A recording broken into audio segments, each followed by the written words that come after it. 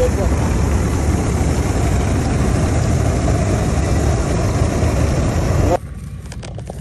रुद्रपुरमा चट्टो लाएर धान खेती गर्दैछौँ गाई। चट्टो लाएर मिसिन चर्रा चलिरह आइरह है। त्यसरी मिसिन आएको अवस्था चट्टो लाएर होइन यसरी चर्रा उहाँसम्म हो। अब यता यता पनि छन् होइन रुद्रपुरमा।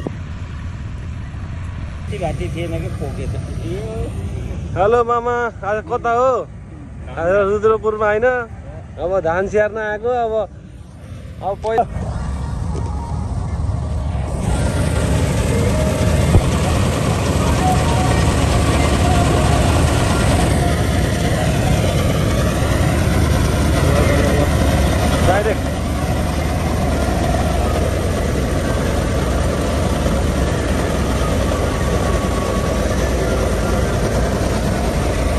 अगाडिबाट खाने पछाडिबाट फाल्ने, अगाडिबाट खाने पछाडिबाट झार्ने।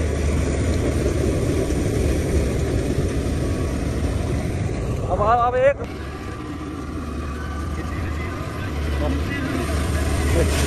यसरी धान आयो ल गाइस। यसरी